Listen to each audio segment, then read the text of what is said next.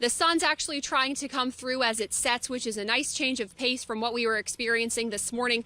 You may be able to see the Elk River behind me, and last hour we showed you those water lines on those trees. The first car to come through the Marion County Election Center rolled through here at about 7:43 p.m., just 13 minutes after the polls closed. You can see that cars are still coming through here in the election center. And what's happening here is they're able to drive through and drop their voting machines off, drop their ballots off, and these volunteers are literally grabbing them out of the cars and bringing them over to the volunteers who are working. In case of an emergency, you'll need to make sure your car is in proper working condition too. That includes checking those tires to make sure there's enough air on the inside and tread on the outside.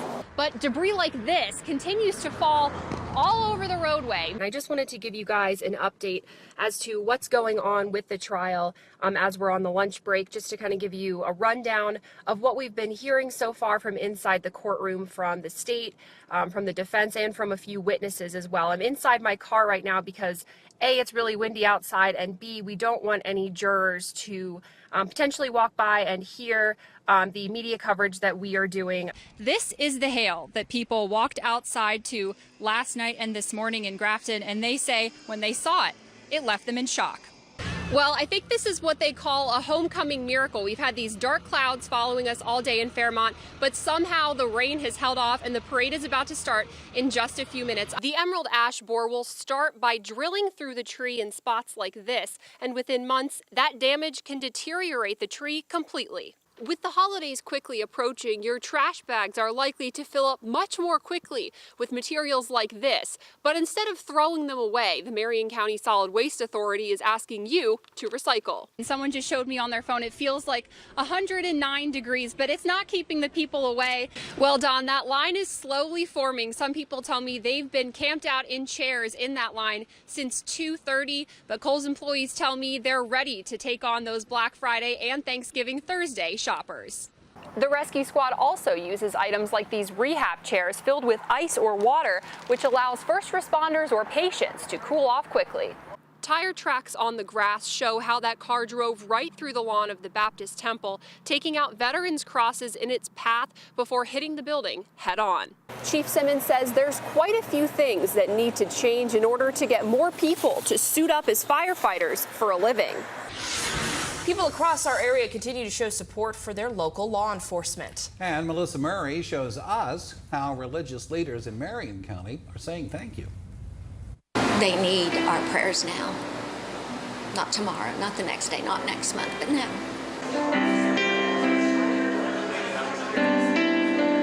Candace Newsom felt a calling to openly thank law enforcement officers who protect her every day. Their lives are at stake. They get up every morning and they don't know if they're going to come home. Amid violence against law enforcement across the country, she thought prayer was the answer. On Tuesday, local pastors prayed over members of the Fairmont Police and Marion County Sheriff's Departments to show their support. There are people that don't like authority, and we get that, and that's just the way the world is right now. But the good thing is to have people here to be praying for us, to maybe soften other people's hearts, that we're not the bad guys, we're the good guys. Carpenter says a hand on his shoulder speaks volumes. I don't even know half these people, but they're still willing to come and pray for peace on us and peace in our communities, and I think that's very important. It wasn't about politics, race, or even beliefs. It was about standing together as one. We're to love each other. You know, we might have a different color on the outside, but inside we still have red blood, and we still have souls, and we're the same. Carpenter says he was called to serve, and he will continue to do just that. The Bible says we will overcome the evil with good, and that's what we're going to do. And we're not slowing down, we're not going backward. We're going to keep moving forward.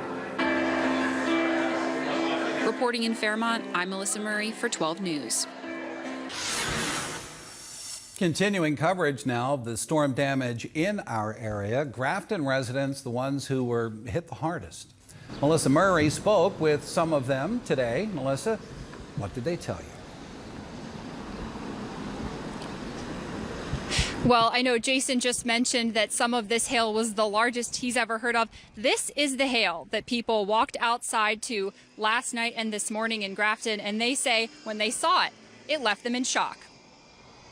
It looks like something off of, Twister, the movie. James Watkins is quite literally picking up the pieces.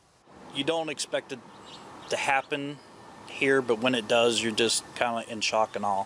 Thursday night's hailstorm damaged almost every car on Maple Avenue in Grafton, including his. Just blocks away, Grafton High School is operating normally, but it didn't go untouched. Our auditorium was damaged, our gymnasiums were damaged, our greenhouse was damaged. We have a significant number of windows in the facility damaged. Every skylight that we have was broken. The Taylor County Sheriff's Department is now dealing with a fleet of damaged cruisers. 8 of my vehicles were damaged last night. 5 have glass that have to be replaced in them. Toothman Ford now has damaged cars on its lot, with only a handful spared from the storm. Sheriff Terring Skinner says insurance companies are setting up task forces to deal with the high volume of calls about cars and homes. For Grafton residents, the storm and its aftermath are something they say they've never seen before. I think it's probably, from what I've heard from different people in the area here, the worst storm that they can ever recall in their lives. I've never seen a hailstorm this bad. I've seen hail damage before, but I've never seen anything like this in all my life. But through it all, neighbors band together, hoping to find a sense of normalcy in the near future.